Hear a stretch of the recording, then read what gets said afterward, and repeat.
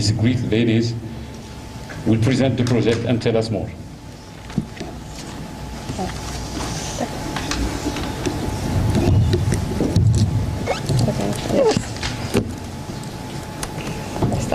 You start. Yes, okay. Mesdames et messieurs, honorables assistants, je suis ravie de partager aujourd'hui avec vous un succès formidable de ce partenariat entre l'EST, l'université en général, et le Maroc avec nos amis américains. C'est un partenariat, comme on l'a intitulé, innovant, dans une région en pleine émergence.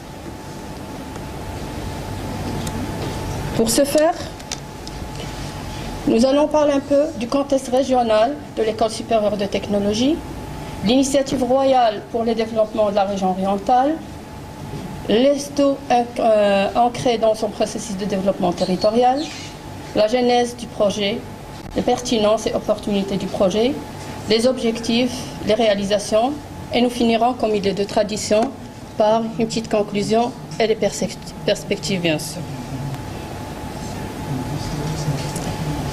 Notre établissement est situé dans une région géographique stratégique, comme le montre la carte. Elle est au carrefour du Maghreb, de l'Afrique et de l'Europe. La région de l'Oriental compte 6 provinces et une préfecture.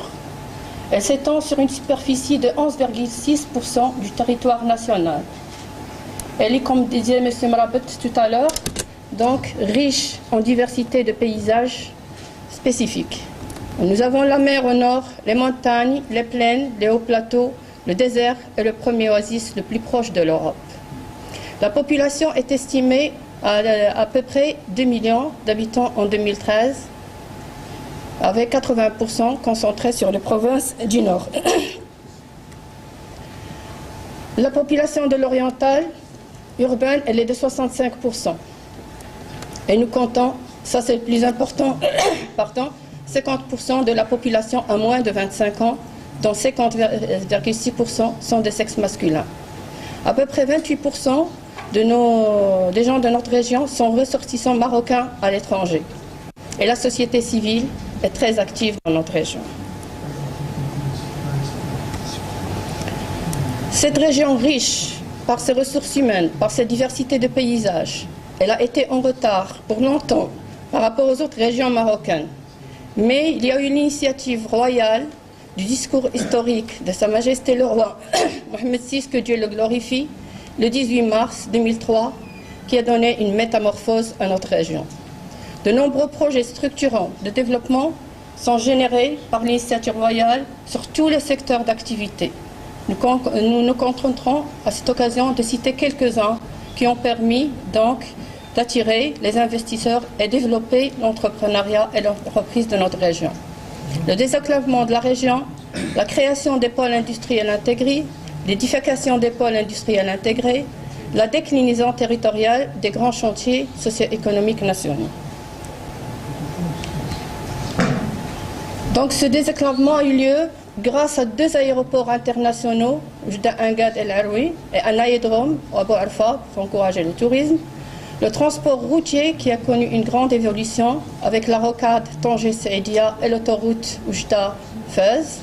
Le réseau maritime, on compte un port international à Nador, un port de plaisance à Saïdia, et le réseau ferroviaire qui a été renforcé par la ligne d'entre Lyon, Taourit à Bniensar. Comme je disais, donc la création de pôles industriels, c'est des plateformes qui sont préparées pour recevoir les investissements, pour encourager les PME, PMI, pour encourager les entreprises à s'y installer. Donc nous avons la technopole d'Oujda, qui est dédiée aux énergies renouvelables, PME, PMI, l'offshoring, métiers du tourisme, commerce et aussi à la formation et recherche de développement à travers le campus du savoir sur lequel notre université commence à se positionner. L'agropole de Berkane, cette plateforme à 60 km à peu près d'Oujda, qui compte 102 hectares, elle est dédiée plutôt à l'industrie agroalimentaire, l'activité de transformation, le stockage, etc. Sans oublier le parc industriel de Silouane, qui est tout près du le port de Nador et la centrale thermosolaire de Ain Benoutar, qui est la seule de son genre en Afrique. Donc notre région est une région en évolution et en progrès continu et permanent.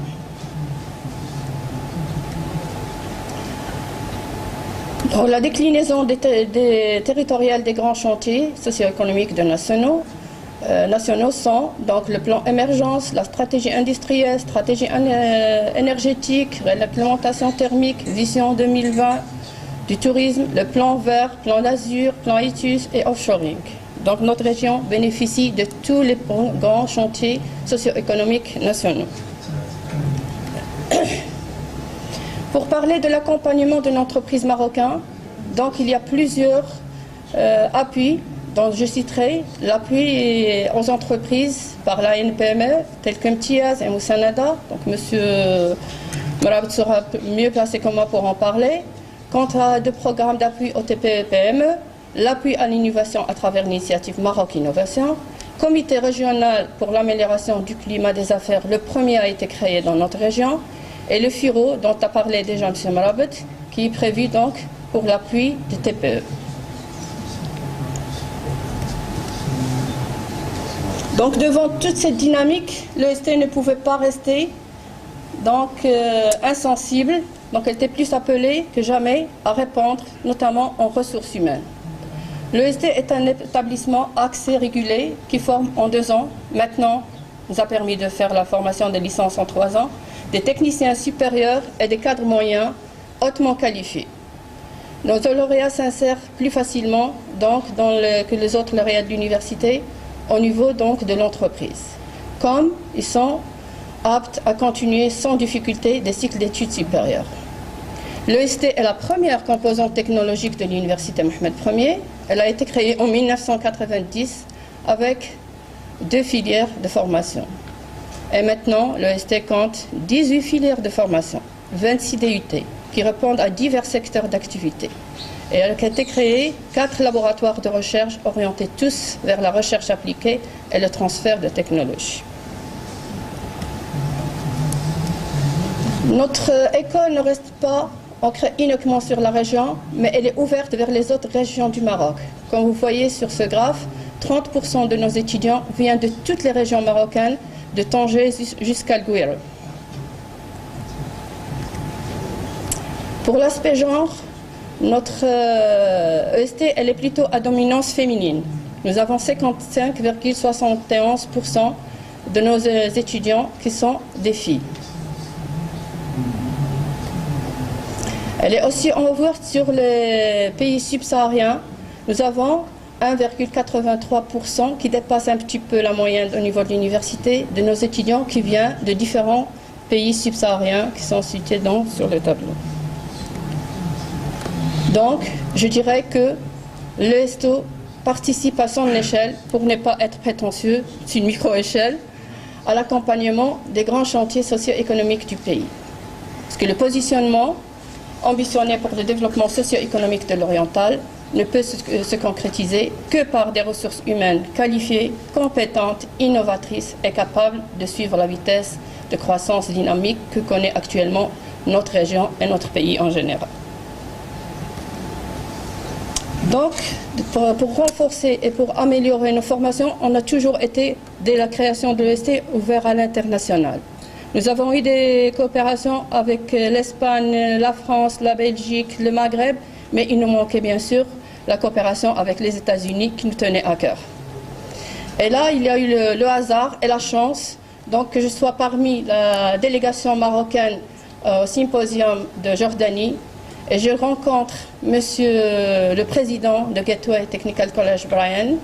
Et là, on a commencé à discuter les possibilités d'échange entre nos 2 régions et d'autres institutions. Et je disais que les États-Unis étaient absents dans notre université, et ça nous tenait un peu à cœur. Donc, nous avons répondu ensemble, au début janvier 2010, aux appels lancés par l'USAID. Nous étions retenus pour le premier projet mécatronique, donc son application à l'automobile, parmi les 4 projets retenus dans la zone BMENA, dans le cadre d'Histoire Grant pendant 15 mois, et qui a été reconduit pour une durée de 3 ans à la satisfaction de tous après la rencontre d'évaluation d'échange avec tous les partenaires BMENA et les institutions américaines à New Orleans en avril 2011. Et donc nous étions retenus en octobre 2011 pour une durée de 3 ans pour ce premier projet. On ne s'est pas contenté de ça, on a décidé encore de répondre à l'appel à projet de l'entrepreneuriat en août 2010. Donc nous étions sélectionnés pour un avant-projet de 6 mois. Et nous avons travaillé dur avec nos partenaires de Gateway pour préparer ce projet et que nous avons pu avoir donc parmi les 6 projets retenus dans la zone BMENA. Qui dit zone BMENA, ça compte à peu près une trentaine de pays. Et pour chaque pays, il y avait plusieurs institutions qui déposaient. Et donc nous étions retenus, et c'est un succès je dirais, l'EST et Gateway Technical Knowledge, 2 projets parmi 10.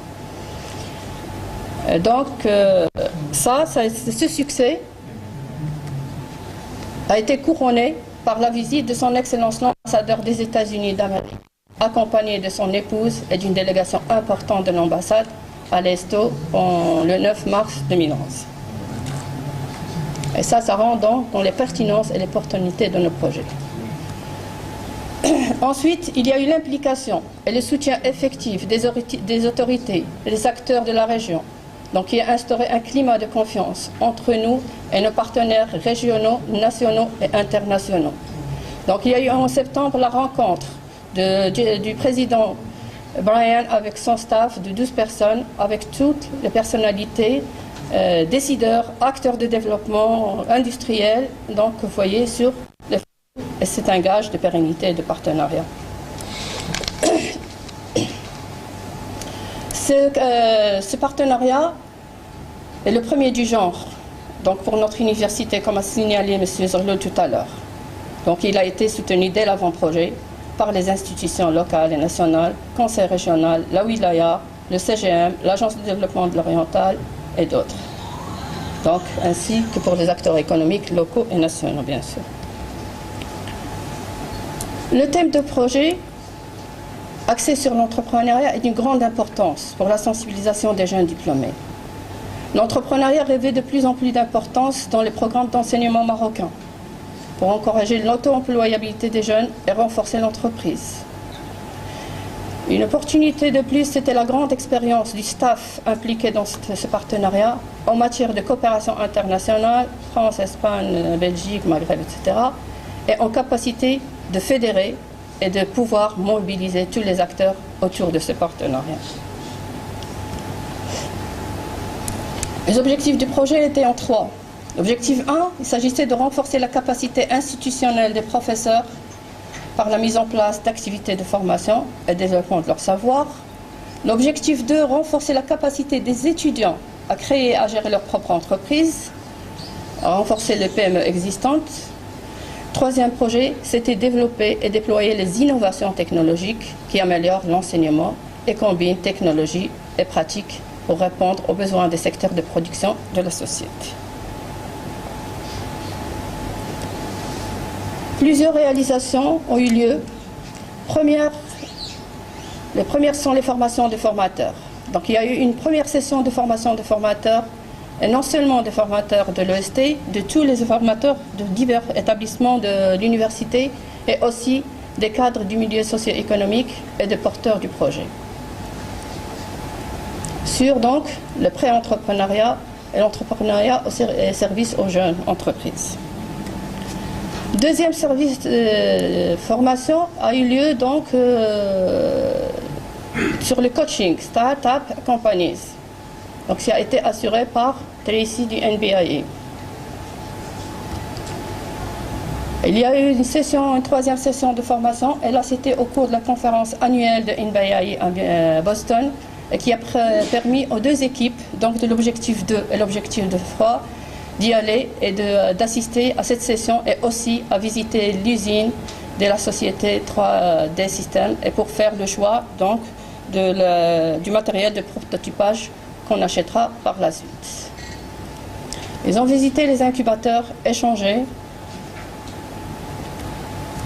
Et au-delà de ce partenariat scientifique, nous regardons sur les photos une certaine complicité et échange culturel des deux équipes marocaines et américaines. Donc, nous avons acheté cet appareillage pour le prototypage. Donc nous avons reçu, installé, et il y a eu des formations assurées pour l'équipe de l'objectif 3 par Olivier Bertrand, fournisseur du matériel, et aussi par Mike Gobert, donc leader de l'objectif 3. Il y a eu la fabrication de plusieurs prototypes en plastique que vous voyez là. Il y a eu le démarrage de cours sur le prototypage rapide pour deux filières, la mécatronique et l'industrie, la maintenance, génie appliqué. Et d'autres cours donc sont de développement des produits sont en gestation. Arrivé à cette étape, on commence déjà à penser un petit peu incubateur. Quoi qu'on se voyait donc encore dans une étape pas trop mûre pour créer un incubateur, mais on commence à s'y mettre. Donc il y a eu la visite à Montpellier pour poursuivre certaines formations avec des experts français et aussi des experts américains et visiter leurs incubateurs, et celui de l'université et celui de la région. L'idée phare de l'objectif 2, c'était la création de l'espace entreprise à l'Esto. Cet espace qui est à l'instar du B-Squad qui se trouve donc à Gateway. Donc c'est une étape, première étape avec la perspective donc de créer l'incubateur. Cet espace qui est un espace d'information sur les pratiques entrepreneuriales, espace de rencontre créant une synergie nécessaire entre jeunes entrepreneurs, et entrepreneurs potentiels et étudiants, espace de formation, de suivi, d'accompagnement des entrepreneurs potentiels, et l'espace d'échange et de solidarité où la notion d'utilité est au centre des préoccupations. Comme vous le voyez là, cet espace a permis à nos étudiants, au moins chaque semaine, d'échanger à travers la visioconférence avec les étudiants américains et de travailler sur des thèmes communs. Ils ont fait les étudiants de part et d'autre, donc ils feront des témoignages après, ils ont accompagné plusieurs entreprises américaines et marocaines. Là, c'est la suite. Donc, pour détecter ou identifier les problèmes des entreprises, ces étudiants allaient visiter différentes entreprises que vous voyez là. Les activités parallèles. Donc ce projet a suscité l'intérêt de nos étudiants et aussi d'autres partenaires nationaux et internationaux à venir assurer des formations à l'OST telles que le Bureau international de travail dans son programme clé Jeunes au travail, qui est bien sûr appuyé par l'Agence de développement canadienne. Donc nos enseignants ont bénéficié de 3 sessions de formation. Nous avons aussi organisé conjointement avec l'ONCG les premières journées de l'entrepreneuriat et du développement territorial. Et donc, le point fort de ce partenariat, c'est qu'il a fait bénéficier les autres établissements de l'université, tels que la faculté des sciences, l'INSAO, l'ONCG et la faculté des sciences juridiques, et aussi les partenaires tels que l'ORPPT, le CRI et l'ANAPEC et d'autres. En conclusion, donc comme je viens de le dire, elle a dit M. Brian dans son discours, c'était une rencontre en marge d'activité d'un symposium qui a conduit à un partenariat fructueux, exemplaire, soutenu par un réseau d'acteurs de développement. En revenant de Jordanie, chacun de nous a essayé de développer un réseau local autour de lui, national puis international. Les 2 réseaux sont mis en commun. D'ailleurs, on le voit bien sur les 2 photos là. Il y a le PDG de Snap-on, il y a le représentant du conseil, de notre conseil régional. Donc, cette énergie, ces échanges de proximité a fait que renforcer nos liens.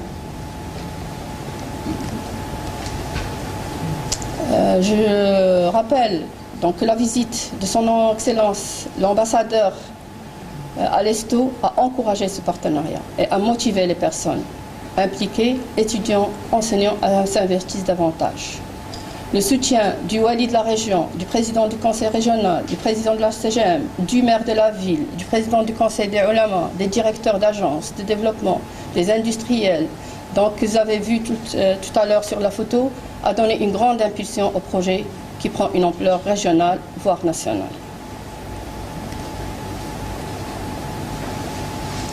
L'accompagnement par des spécialistes de programmes aide à faciliter des échanges et à contribuer de façon considérable au succès du projet.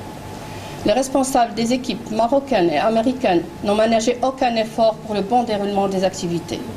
La forte implication des enseignants, des administratifs et d'autres bénévoles a eu comme impact la réussite des actions menées et l'atteinte des objectifs escomptés. Le défi de la langue, qui au départ semblait être une entrave majeure à la communication, puisque Maroc, on est à dominance francophone, a été relevé grâce à la mise en place de plusieurs sessions de formation en anglais dans le cadre du GRANT et qui a été poursuivie à travers l'EST ou à travers les individus. Donc, grâce aux différentes missions effectuées dans les deux pays, en plus des activités basées sur l'échange et le transfert technologique, des liens amicaux et des échanges culturels ont été tissés et sont fortement appréciés par les membres. Le rayonnement de ce partenariat au niveau régional, national et international a été observé par l'implication de formateurs et enseignants de la région Bémena aux sessions de formation à l'ESTO. Nous avons reçu des formateurs et des acteurs, des cadres professionnels de tout le reste du Maroc, du Liban, de la Jordanie, de la Tunisie et de l'Égypte. Et aussi par la rencontre d'évaluation, d'accompagnement et d'échange à la Nouvelle-Orléans en avril 2011 et à Istanbul en novembre 2012, où nous avons pu échanger avec les autres pays arabes et de Bémena qui ont bénéficié de ce programme. Les perspectives. Les perspectives attendues, donc, c'est de développer davantage chez les étudiants l'esprit entrepreneurial et les encourager à créer leur propre entreprise, accompagner les étudiants dans leurs projets, créer un incubateur d'entreprise au niveau régional, à l'instar de l'expérience de Montpellier, pour accompagner les porteurs de projets indépendamment du diplôme obtenu. Et là, nous comptons sur la CGM et les acteurs, les décideurs régionaux. Élaborer des coopérations sud-sud à travers l'exportation de main-d'œuvre qualifiée et l'exploration de nouveaux marchés par les jeunes entrepreneurs. Établir une forte synergie avec les acteurs d'entreprise et d'autres conventions de partenariat à l'échelle nationale, voire internationale, sont déjà en cours. Les perspectives ont déjà commencé par la visite exploratoire de la rectrice Mme Zina Heoud et sa délégation qui ont contacté les étudiants dans notre région, pas uniquement à l'université, et qui prévoient déjà des échanges d'étudiants et d'enseignants. Tout ça n'aurait pu avoir lieu sans, bien sûr,